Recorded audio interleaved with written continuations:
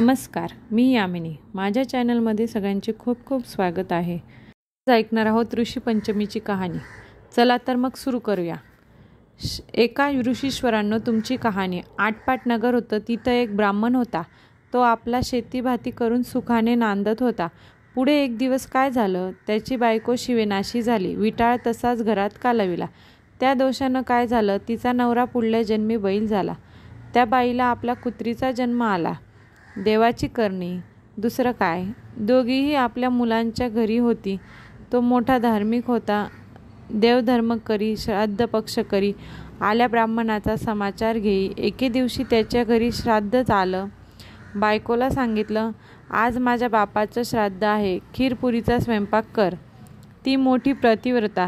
तिनं 4 भाज्या 4 कोशिंबीर केल्या, खीरपुरीचा स्वयंपाक केला. इतक्यात काय चमत्कार झाला. खिरीचं भांडं उघडं होतं. त्यात सर्पानं गळ टाकलं. ते त्या कुत्रीनं पाहिलं. मनात विचार केला, ब्राह्मण खीर खातील आणि मरून जातील. मुलाला ब्रह्महत्येचं पातक लागेल. म्हणून उठली, पटकन जाऊन खिरीच्या पातेल्याला शिवली. ब्राह्मणाच्या बायकोला राग आला. तिनं जळतं कोलतं घेतलं आणि कुत्रीच्या कमरेत मारलं. तो स्वयंपाक टाकून दिला. पुन्हा स्वयंपाक केला. ब्राह्मणांना जेव घातलं. कुत्रीला काही उष्टमाष्ट देखील घातलं नाही. सारा दिवस उपास पडला. रात्र झाली तेव्हा ती आपल्या नवऱ्याजवळ म्हणे बैलाजवळ गेली आणि आक्रोश करून रडू लागली. बैलानं तिला विचारलं. ती म्हणाली, मी उपाशी आहे. आज मला अन्न नाही, पाणी नाही. खिरीच्या पातेल्याला सर्पानं गरळ टाकलं, ते मी माझ्या दृष्टीस पडलं. ब्राह्मण मरतील म्हणून मी पातेल्याला शिवले. माझ्या सुनेला राग आला. तिनं जळतं कोलीत घेऊन माझं कंबर मोडलं.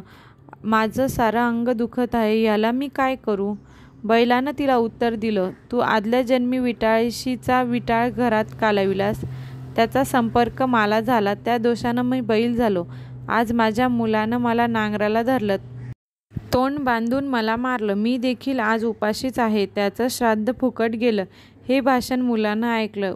लागलाच उठून बाहेर आला. बैलाला चारा घातला, कुत्रीला अन्न घातलं. दोघांनाही चांगलं पाणी प्यायला दिलं. मनात फार दुःखी झाला. दुसऱ्या दिवशी सकाळी उठला. घोर अरण्यात गेला. तिथं ऋषींचा मेळा पाहिला. त्यांना साष्टांग नमस्कार घातला. ऋषींनी त्याला प्रश्न केला, तू असा चिंताग्रस्त का आहेस. मुलानं सांगितलं, माझ्या बापाला बैलाचा जन्म आला आहे आणि आईला कुत्रीचा जन्म आला आहे. त्यांना मोक्ष कसा मिळेल या चिंतेत मी पडलो आहे. कृपा करून मला उपाय सांगा. तेव्हा ऋषींनी सांगितले, तू ऋषी पंचमीचं व्रत कर. जे व्रत कसं करावं. भाद्रपद महिना येतो. चांदण्या पक्षातील पंचमी येते. त्या दिवशी काय करावं. ऐन दुपारच्या वेळी नदीवर जावं. आघाड्याची प्रार्थना करावी. त्याच्या काष्टानं दात धावन करावं. आवळ काठी काढून घ्यावी. तीळ वाटून घ्यावी. केसांना लावावे. मग आंघोळ करावी. धुतलेले वस्त्र नेसावी. मग चांगल्या ठिकाणी जावं. अरुंधतीसह सप्तऋषींची पूजा करावी. असं 7 वर्ष करावं.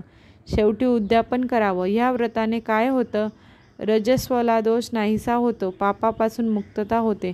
नाना तीर्थांचं स्नानाचं पुण्य लागतं. नाना प्रकारच्या दानाचं पुण्य लागतं. मनी इच्छिलेलं कार्य होतं. मुलाने ते व्रत केलं. त्याचं पुण्य आपल्या आईबापास दिलं. त्या पुण्यानं काय झालं, रजोदस नाहीसा झाला. आकाशातून विमान उतरलं. बैल होता तो सुंदर पुरुष झाला. कुत्री होती ती सुंदर स्त्री झाली. दोघं विमानात बसून स्वर्गाला गेली. मुलाचा हेतू पूर्ण झाला. तसा तुमचा आमचा हो. ही 60 उत्तराची कहाणी. 5 उत्तरी सफळ संपूर्ण. कहाणी जर आवडली असेल तर चॅनलला सबस्क्राईब करायला विसरू नका. आणि तुमच्यासोबतच ज्या मैत्रिणी ऋषी पंचमीचं व्रत करत असतील त्यांना हा व्हिडिओ नक्कीच शेअर करा. आणि उपवासाची पूजा झाल्यानंतर कहाणी ऐकायला अजिबात विसरू नका. म्हणजेच उपवासाचं फळ परिपूर्णपणे असं मिळेल. धन्यवाद.